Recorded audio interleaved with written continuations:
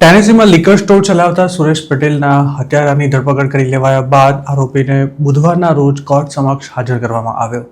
કોરી હોગ નામના આ શખ્સે સુરેશ પટેલને ઓગસ્ટ 20ના રોજ લૂંટના ઈરાદે તેમના જ સ્ટોરમાં શૂટ કરી દીધા હતા. મૃતક મહેસાણા જિલ્લાના આખજ ગામના નિવાસી હતા અને જે લિકર સ્ટોરમાં તેમની હત્યા થઈ હતી તે તેમણે 3 દિવસ પહેલા જ લીધો હતો.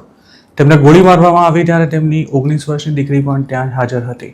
હત્યારો સુરેશ પટેલને ગોળી મારીને નાસી છૂટ્યો હતો, જેને છેક રવિવારે બપોરે પકડી શકાયો હતો.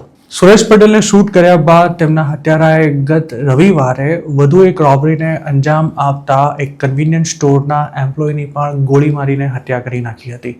3 દિવસના ગાળામાં 2 લોકોની હત્યા કરનારા કોરી હોગ પર ફર્સ્ટ ડિગ્રી મર્ડર, રોબરી તેમજ હથિયાર રાખવા સહિતના 7 જેટલા ચાર્જીસ લગાવવામાં આવ્યા છે. અગાઉ પણ કોર્ટે તેને ફેલોની ચાર્જમાં કસૂરવાર ઠેરવી જેલની સજા કરી હતી. અમેરિકાના કાયદા અનુસાર કન્વિક્ટેડ ફેલોન ગન નથી રાખી શકતા, પણ કોરી તેમ છતાંય ગન લઈને ફરતો હતો, જેનાથી તેણે 2 લોકોની હત્યા કરી હતી.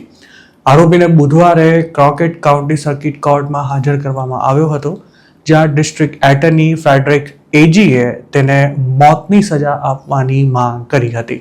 કોરી હોગે સુરેશ પટેલ સિવાય રવિવારના રોજ જે કન્વીનિયન્ટ સ્ટોરમાં શૂટિંગ કર્યું હતું તેમાં માર્યા ગયેલા શખ્સની ઓળખ સાહેબ રાણા મોહસિન તરીકે કરવામાં આવી છે, જેની ઉંમર માત્ર 36 વર્ષ હતી અને તે મૂળ બાંગ્લાદેશનો રહેવાસી હતો.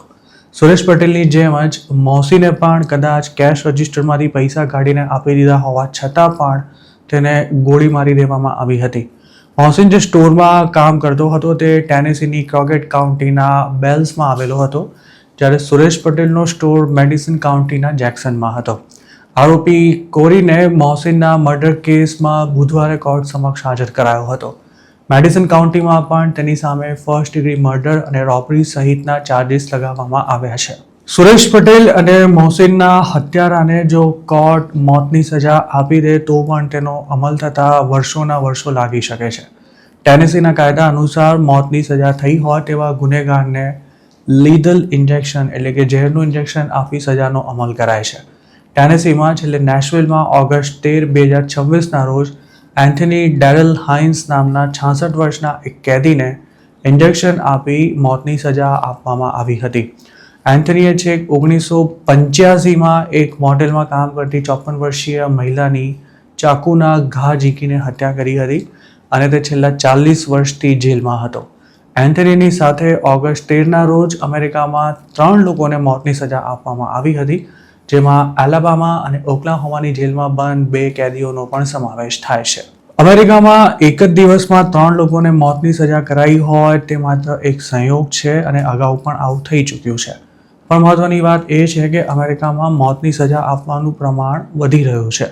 2025માં યુએસના 11 રાજ્યોએ 47 કેદીઓને અપાયેલી મોતની સજાનો અમલ કર્યો હતો. છેલ્લે 2009માં મોતની સજા પામેલા લોકોનો આંકડો 45થી વધુ રહ્યો હતો. 2026ની જ વાત કરીએ તો અત્યાર સુધી 22 કેદીઓને મોતની સજા અપાઈ ચૂકી છે અને એકાદ ડઝન મામલા હજુ પેન્ડિંગ છે.